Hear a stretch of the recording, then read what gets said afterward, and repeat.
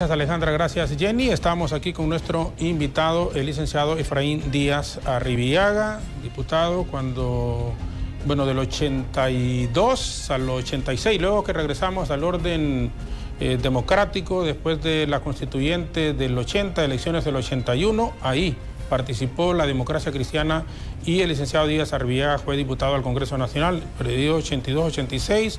Luego se religió 86 y 90. Sí. Fue candidato presidencial 93 cuando 89. Ganó 89 al 90 cuando ganó es que en aquel momento el que iba de candidato presidencial podía ir también de diputado, que después cambió ese papel. Sí, digamos, en el caso mío,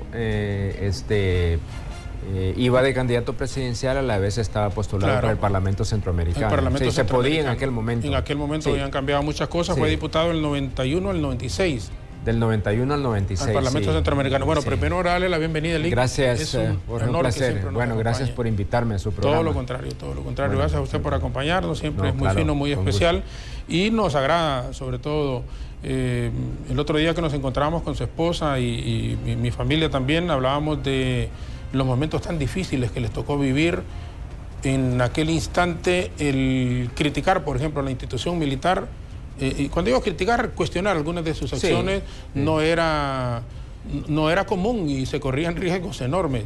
Y hubo gente, en el caso suyo, don Alfredo Landaverde, un poco después, pero el doctor Ramón Custodio López. Claro que eran momentos bastante complicados y muy complejos en el país.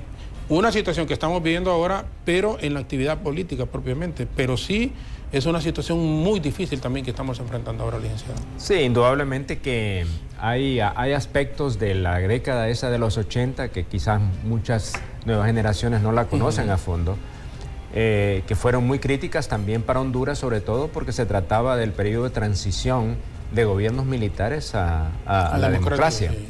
Y ese periodo fue caracterizado también por una conflictividad, sobre todo a nivel centroamericano, y en el cual Honduras estaba involucrado por la presencia militar norteamericana, la contra, violaciones a los derechos humanos, bueno, la presencia del general Gustavo Álvarez Martínez como un hombre, digamos, fuerte, que tenía una influencia. Hay gente que decía que era el poder real en el país. Que era el poder real con este concepto de la teoría de la seguridad nacional, ¿verdad? Y el conflicto de baja intensidad se llamaba. Había también una lucha contra lo que se consideraban enemigos o opositores. Claro, era un otro contexto distinto en medio de la Guerra Fría en aquel momento, pero ahora, digamos, el país, por supuesto, sí, igualmente creo que a partir del 2009 como que se presenta otro punto de inflexión en la conflictividad de Honduras, ¿verdad?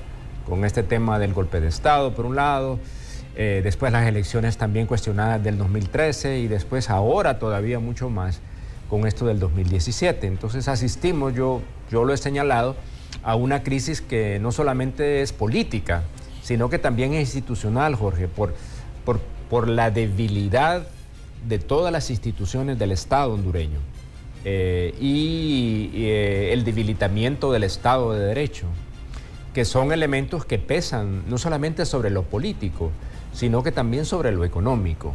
O sea, porque el mensaje muy claro de inseguridad jurídica en el país está muy claro, ¿no? Y tiene un efecto sobre las decisiones de inversión, tanto nacionales como internacionales. Entonces estamos, después del 2017, de las elecciones, había como dos elementos que he considerado que precipitaron y profundizaron la crisis. Una reelección considerada, digamos, ilegítima, sí, ¿verdad?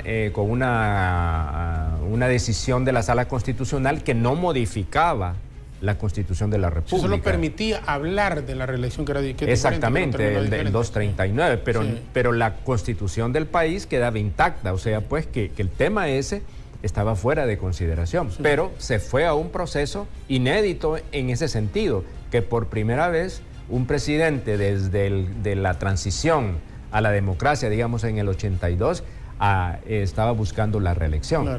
Y esos temas de reelección han sido persistentes, digamos, en el país.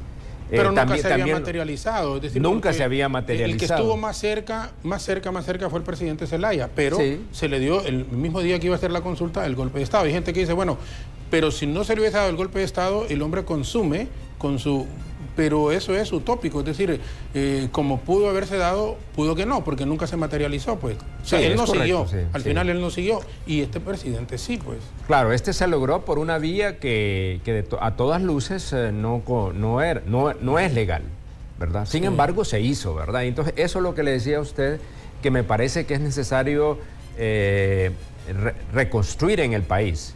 El Estado de Derecho, el respeto a la ley, la independencia de los poderes del Estado como base fundamental de pesos y contrapesos, digamos, en la democracia. Entonces, estamos frente a una situación que no ha sido resuelta. Y después se planteó el tema del diálogo como una especie de salida, digamos, a la crisis política. Pero, sin embargo, después de casi un año después de las elecciones, no se han logrado los acuerdos fundamentales y la situación para mí sigue exactamente en el mismo punto. Es decir, con los temas no resueltos, los temas fundamentales. Se puede argumentar, ¿verdad?, de que han habido consensos en las mesas. Pero lo toral no. No, exactamente. Y eso es precisamente la causa de la crisis. Y entonces, si no resolvemos eso o no nos ponemos de acuerdo en relación con eso, entonces el país va a continuar en la incertidumbre, en la zozobra, en un panorama que no luce, desde mi punto de vista, nada favorable para la nación. O sea, yo digo, aquí no es que uno gane, otro gane, sino que es el país el que tiene que ganar. O el país es el que pierde. El país que no debería de perder, en eso, o sea, significa ganar, pero al margen de que llegaron a ciento y tantos acuerdos, bueno, pero ninguno es tan significativo en decir no se ponen de acuerdo en reelección presidencial, continua, alterna o algo, porque, y aquí yo digo, al margen de que fue ilegal, pero ya hay un hecho consumado. El hombre es presidente y va a seguir siendo presidente. Yo sé que hay gente que no le gusta cuando uno indica esto, pero no podemos estar en las calles, yo les digo así, y ahí la gente envía sus mensajes y dice, no, es que ustedes también están apoyando al dictador, ustedes están... No, mire, en mi concepto ya es un hecho consumado. Incluso lo dijo, aunque él tenga control, hablo del presidente de la República, sobre la Corte Suprema, sobre la Sala de lo Constitucional en aquel momento, sobre el Tribunal Supremo Electoral. El hecho es que estos fueron los que le habilitaron y le permitieron, con la complicidad de los mismos partidos políticos, que ellos pudieron haberse inscrito también diciendo, bueno, pero es ilegal la candidatura del actual presidente. Si él continúa, nosotros no participamos. Hubiese sido un panorama totalmente diferente, probablemente, ¿no? Bueno, ya a estas alturas como que no sabemos, ¿verdad? Pero lo único que le quiero señalar de que el hecho de que él que los partidos se hayan presentado y él se haya presentado, no de ninguna manera ni legitima ni hace legal, digamos, su elección. ¿Verdad? Eso creo que hay que dejarlo claro, porque se ha utilizado mucho ese argumento de que por el hecho de que todos los partidos fueron a las elecciones, que por eso ya eso está por dado. No me parece que eso es correcto. Pero no andar en la calle, a eso me refiero permanentemente, porque mire... Bueno, sí. Es decir, perdón. Sí. Bueno, el invitado... No, pero no, adelante. Pero yo quiero llegar a esto, mire, la gente está sufriendo. Y eso es lo que al final a mí me lleva. La gente no tiene trabajo, en su gran mayoría. Por mucho que diga el ministro de Trabajo que no es cierto que se ha mejorado. Tenemos, de acuerdo con el Instituto Nacional de Estadística, 2,5 millones de hondureños están con problemas de empleo. Claro. ¿Verdad? Correcto. Desempleados, está usted hablando de que el desempleo representan más o menos 300,000 personas. El 7.4 según las últimas cifras del INE, que son cifras oficiales, como desempleo, pero hay otras personas con empleos precarios, o sea, que no trabajan totalmente, o si trabajan como a medio tiempo, como dicen, y no reciben, no tienen un salario de acuerdo con ni siquiera a veces salario mínimo o en condiciones mínimas de un salario, lo que podríamos llamar un trabajo decente. Entonces, 2,5 millones de hondureños con problemas de empleo, de una población económicamente activa casi más o menos de unos 4 millones. Bueno, ok, y sumado a ello, si paralizamos la economía, la actividad, si nos tomamos, por ejemplo, las calles, si hacemos los relajos permanentes que se dan en la universidad, al final ¿a quién se perjudica? No es al presidente, se perjudica al más pobre.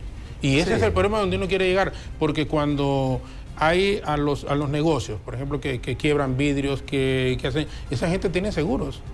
Y el seguro, ellos recuperan su parte de su inversión. Ajá, pero ¿qué pasa con los empleados? si los empleados que con suerte ganan el salario mínimo, y con suerte el salario mínimo, entonces esta gente queda desprotegida, muchísimo más de la que está en este instante. Entonces, bueno, no sé si puede sonar, licenciado, disculpe, como muy... Y no es conformismo de mi parte, no, aceptando también que hay dificultades, que hay problemas que tienen que cambiar y que, insisto, no fue legal, obviamente, la reelección no fue legal y no debe haber sido. Sí, por eso creo que un tema fundamental que tiene que definirse de una vez por todas, y lo he dicho una y otra vez, es el tema de la reelección. Porque pretender de que usted solo va a regular la reelección me parece que es inaceptable. O sea, eso no puede ser, porque no puede usted reglamentar algo que es ilegal, ¿verdad? Entonces, eso está en el tapete y esa es la causa principal de la crisis que vive el país. ¿Por qué hay sectores que exigen la salida del presidente? Porque él es una de las causas principales de la crisis, ¿verdad? Claro, sí. Ahora, si usted va a continuar gobernando como ha gobernado los últimos 5 años, entonces, ¿cuál es el cambio? O sea, el país requiere un cambio de rumbo, un cambio totalmente de rumbo, ya usted lo dijo. Controla la Corte, controla el Congreso, el Tribunal Superior Electoral, el Tribunal Superior de Cuentas está debilitado. Las Fuerzas Armadas. Toda la institucionalidad. Entonces, esa articulación de todos los poderes del Estado para concentrar el control en una persona, en el Ejecutivo, con una gran discrecionalidad, inclusive en el uso de los recursos, entonces estamos frente a una situación que me parece a mí tiende a debilitar el proceso de democratización del país, una tendencia autoritaria, ¿verdad? Que uno la plantea y luce que es así. Entonces, yo digo, eso es lo que hay que cambiar. Por eso, en esta etapa, yo he señalado, Jorge, que es necesario un acuerdo político. Porque ¿cuál es el problema de ese diálogo que se dio? Y nosotros lo señalamos desde un comienzo. Usted me preguntaba antes del programa, lo de la Junta de Convocantes. Bueno, nosotros siempre señalamos con bastante propiedad que el camino no era fácil, ¿verdad? Pero que era necesario que fueran los principales actores políticos los que participaran en el diálogo. Pero ¿qué es lo que usted vio a lo largo de ese diálogo? Es decir, no porque yo tenga nada en contra de que hayan delegado en otras personas que tienen la capacidad y seguramente la experiencia. Pero si los principales actores políticos no estaban ahí, entonces, claro, los resultados no va a ser posible, ¿verdad? Y entonces a estas alturas estamos casi en el mismo punto. Y no podemos aceptar, y también lo señalábamos desde un inicio, de que para que el diálogo fuera eficaz, para que el diálogo fuera realmente una manera de poder cambiar el país, era de que significaba no la continuidad de lo mismo, sino que un camino, el inicio de un camino diferente. Inclusive, Jorge, yo he señalado también esto y lo vuelvo a insistir y a insistir. El país requiere un reencuentro. El país requiere una reconciliación, ¿verdad? ¿Por qué? Porque hay heridas y estamos demasiado divididos, demasiado enfrentados en lo que pasa el país, y ha llegado el momento de que prevalezca un poco la sensatez en el país. Entonces tenemos que buscar unas salidas que permitan resolver de una vez por todas la crisis política, porque como dice usted muy bien, tiene repercusiones en lo económico, claro que sí, evidentemente, y eso se une a otros factores de nuestra economía, como es la baja de los precios de los principales productos de exportación, café, palma africana especialmente. Entonces, eso está teniendo una repercusión también en la economía, pero también el hecho de que hay demasiada incertidumbre de qué es lo que va a pasar. Nadie sabe de lo que va a pasar. Si usted me dice qué es lo que puede suceder, le digo, bueno, no puedo decir qué es lo que puede pasar, porque es bien difícil, porque cada día hay nuevos acontecimientos que se van sucediendo y sucediendo. Sobre todo, digamos, esos señalamientos de corrupción y de búsqueda de impunidad que me parece que la MASI y la UFESIC y el Ministerio Público han empezado a sacar. Y entonces eso nos trae entonces que salpica a la clase política hondureña, a los partidos políticos y en especial al partido de gobierno. Es decir, eso, claro, pone en tela de juicio la credibilidad y la confianza de la población en la clase política del país. O sea, eso usted no le quepa la menor duda. Entonces, ¿qué pasa? Frente a eso, frente a una crisis de confianza, porque ese es el otro tema, hay en el país una crisis de confianza muy grande. ¿Por qué? Porque hemos estado asistiendo a tantas cosas que ya la gente un poco pierde la confianza. Entonces yo digo, tenemos que recobrar la confianza para que el país pueda entrar en otro camino.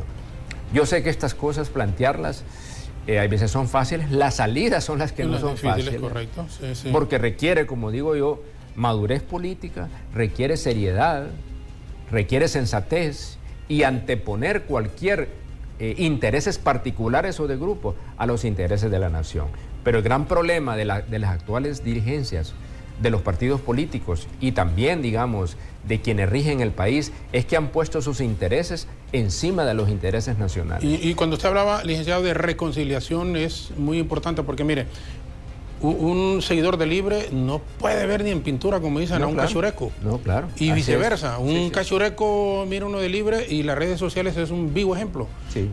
Sube algo, uno del Partido Nacional, empiezan y agarran al presidente, sí. Que eso es corrupto. Y si es el de Libre, entonces vienen los cachurecos y responden. Es muy importante lo que usted apuntaba en cuanto a la reconciliación. Pero tiene que comenzar aquí con los actores principales, digo, los líderes, el presidente Hernández, el expresidente Mel Zelaya, porque ellos, bueno, el mismo ingeniero Salvador Narrala, que es una figura, nadie puede desconocerlo, con posibilidades enormes de ser presidente de la República. Por supuesto que sí. Claro. Entonces, sí, el ingeniero Luis Zelaya. El ingeniero Luis Zelaya, presidente del Partido Liberal. Es correcto. Tienen, y yo me atrevo, se lo digo me atrevo a asegurar que ahí va a estar el próximo presidente de la República. Luis Zelaya, Salvador Narrala, Mel Zelaya si participa, es decir, digo si participa, si él quiere, porque ya que está habilitado para participar, está habilitado el hombre.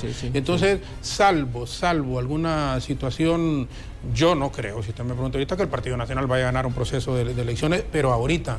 Bueno, sí, yo digo, Jorge, que con todos estos señalamientos de corrupción, incluyendo mucho al Partido Nacional, para mí es un llamado de atención a los miembros del Partido Nacional, del Partido Liberal y de otros partidos, de que es necesario renovar esos partidos.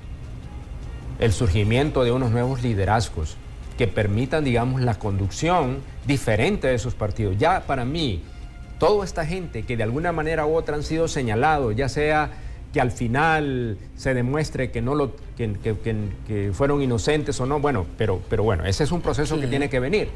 Pero ya de por sí, ya uno puede ver de que ha habido un manejo de los recursos públicos que corresponde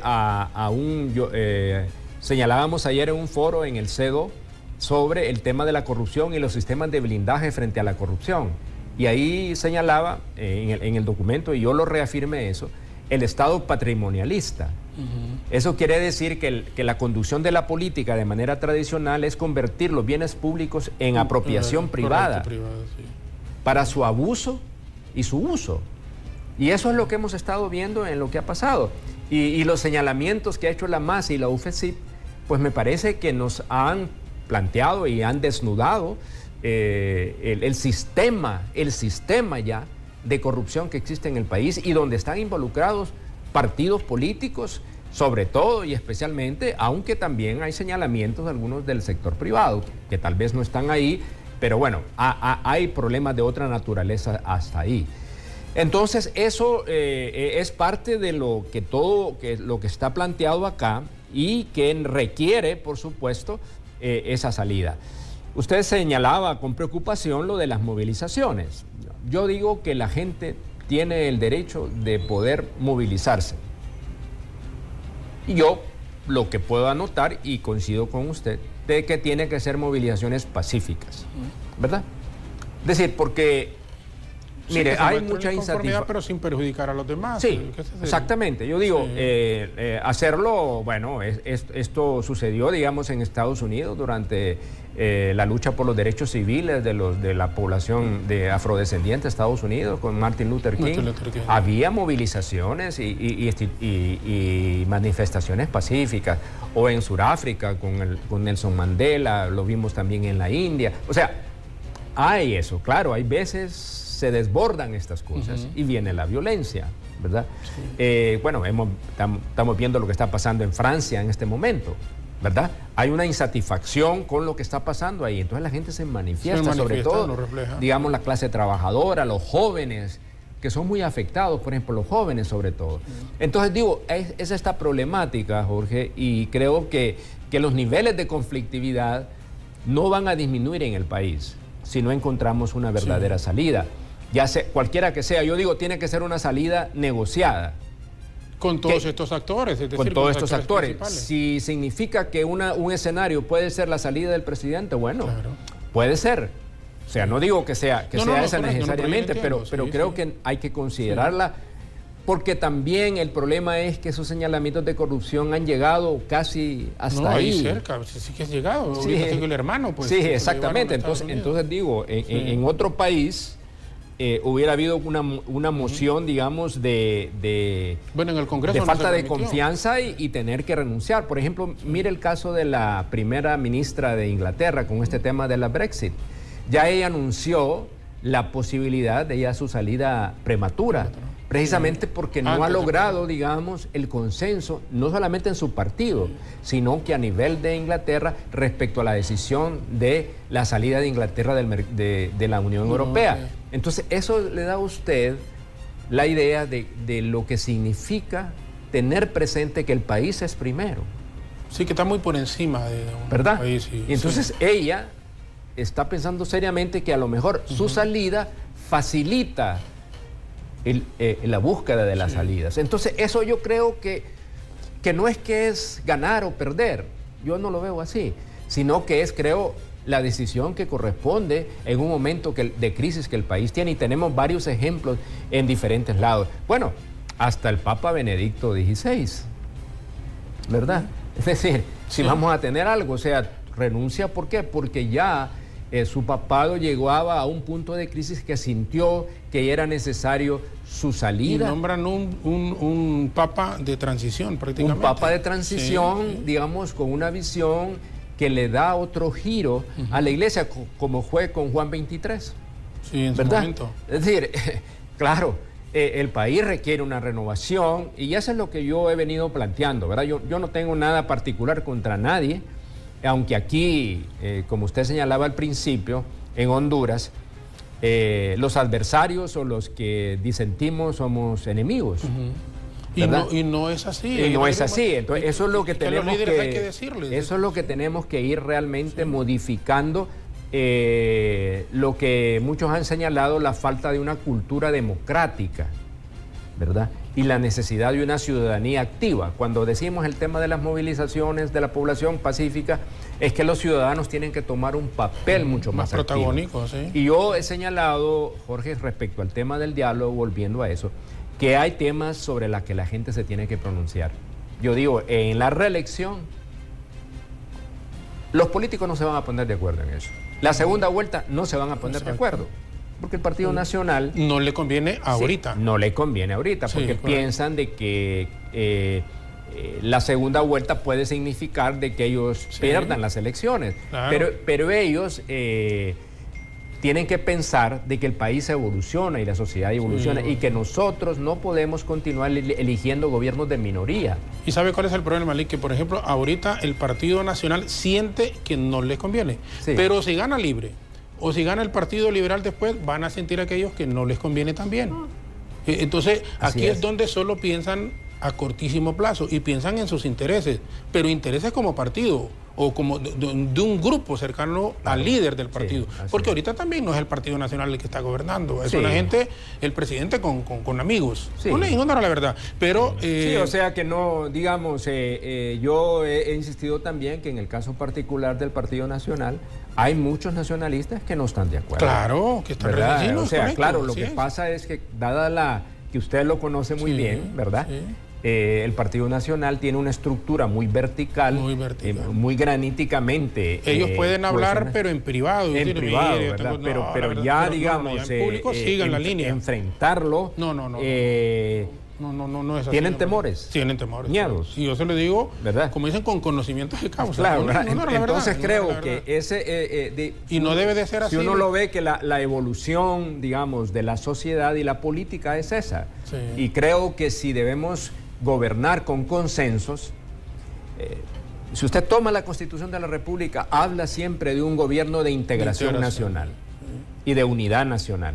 Pero no tenemos gobierno de unidad nacional, ni de integración nacional. Muchísimo menos de integración. Sí, son gobiernos de partidos políticos. Usted escucha, digamos, a Ricardo Álvarez, solo para mencionar algo, cambios de gabinete, pero tienen que ser del Partido Nacional. No necesariamente tienen que ser así. Yo lo entiendo también, las líneas partidarias, pero la nación requiere ir más allá del tema de los partidos políticos. Pero dicen eso, Lic, solo cuando conviene. Como ya va a venir un proceso de elección interna en donde van a buscar candidaturas. Entonces dice, quiero quedar bien con mi partido diciéndoles que sea los nuevos cambios de los ministros, por ejemplo. Que sean ministros del Partido Nacional. ¿Y por qué no dicen cuándo arrancan la misma administración? Claro, así es. Dicen, no, presidente, y le envío un mensaje. No, y sobre todo, digamos, si yo estoy en una posición de vicepresidente del país, ¿verdad? Sí. O sea, alguna influencia de tener, o a lo mejor no tengo ninguna, ¿verdad? Bueno, digo pero si yo, no tiene, puede ser. No, pero y si no la tiene también hay que decirlo. Bueno, miren, yo estoy aquí, pero casi estoy pintado. Claro. ¿No? Y honestamente, y también zafarse, ¿va? Porque uno debe, mire, si hay algo, y por eso lo respeto muchísimo, muchísimo, muchísimo, es que uno debe de heredarle a su familia, a sus hijos, la dignidad. O sea, cuando el ser humano pierde la dignidad, para mí perdió todo. Uno puede ser pobre, uno puede tener dificultades, que tiene que estar trabajando para sobrevivir. Pero cuando ya uno lo pisotea, cuando ya solo, mira, vení, tenés que decir esto, mira, vení, tenés que hacer esto. Entonces, yo creo que hasta para la misma familia de uno es indignante, y yo creo que ahí sí uno ya no debe, en mi concepto, puede ser que esté equivocado, lo insisto, pero el respeto uno jamás debe de perderlo, y todos somos iguales ante los ojos de Dios. Sí, no, eso yo comparto plenamente. Miren, tanto mi madre como mi padre creo que fue una de las herencias que me dejaron, ¿verdad? Sí. El hecho de que debo actuar apegado a valores, a principios, con una ética también, ¿verdad? Y creo, yo decía ayer en este evento, Jorge, que una nación que no valora la honestidad está propenso a la corrupción, ¿verdad? Cuando no hay la consideración de una ética pública, porque todo eso que usted ve de apropiación indebida de recursos de diputados y líderes políticos y eso, ¿qué es eso? La falta de valores, ¿verdad? Y la falta de una ética. Si usted es un funcionario público, es un diputado, tiene que actuar conforme a eso, ¿no? Que le permita entonces poder establecer las fronteras entre lo que son sus intereses y los intereses que nos corresponden a todos en función de un bien común. Entonces, eso yo creo que es importante, y yo creo que Honduras tiene que de alguna manera... Yo siempre he dicho que aunque pareciera ser el país de la desesperanza, todavía hay esperanza. Hay esperanza, hay posibilidades. Yo digo que los caminos no están cerrados, siempre puede haber una luz en el camino. Yo no pierdo la esperanza. No sé si lo voy a ver, ¿verdad? Claro, es decir, claro. Pero quedan los hijos de los nietos, los hijos de así los como hijos. Decía, yo siempre traigo aquello de Martin Luther King que decía, ¿verdad? He visto, dice él, la tierra prometida, ¿verdad? O sea, me imagino que la visión... Puede ser que yo no llegue allá, él. Pero correcto, sí. Pero mi pueblo sí lo va a llegar. Mi pueblo sí va a llegar. Es lo mismo, lo puedo decir yo, digamos, en el caso de Honduras, ¿verdad? Sí. Yo no dejo de pensar de que Honduras tendrá un futuro mejor. Yo creo que quizás nos merecemos ese futuro. Como dicen, es bien utópico, es bien difícil, pero... Eso es lo difícil, que debe haber cuándo, en qué momento, cómo, quiénes lo van a impulsar. Yo digo que los jóvenes son los que tienen que tomar los relevos generacionales necesarios, pero sobre todo jóvenes renovados, ¿verdad? Porque la renovación, solo por ser joven... Y eso le iba a decir, el joven no solo implica en la edad, sí, es correcto, sino porque hay gente que probablemente tenga muchísimo más años y no haya participado, porque se ha querido mantener al margen, dice no, realmente... Bueno, pero tiene que entrar, y ese es joven. Sí, aún a pesar de los años, es un joven así es. Sobre todo, digo, joven de ideas. De ideas, sí. Renovado, con un pensamiento moderno, progresista, que impulsen los cambios que Honduras y el país necesita en el contexto actual del país, pero también en el ámbito internacional, con todas las tendencias a nivel mundial que nos estamos dando. Entonces, ¿cuál es el futuro de Honduras? Inmerso también en el mundo, a pesar de que somos un país pequeño, con grandes debilidades y vulnerabilidades, no podemos desconocer que estamos insertos en un mundo que cambia aceleradamente y que nosotros no nos podemos quedar atrás. Yo le agradezco muchísimo el que nos haya acompañado. Le deseo que pase una feliz Navidad. Bueno, igual para usted, igual para todos los hondureños.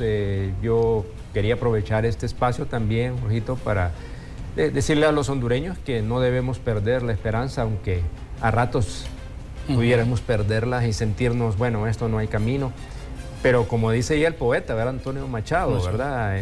Caminante, no hay camino, se hace camino al andar. Y bueno, y también aprovechar, pues, para expresar, pues, nuestras condolencias a la familia de del señor Ferrari, de Rafael Ferrari, por su muerte, ¿verdad? Es una pérdida, indudablemente, a los medios de comunicación, digamos, importantes.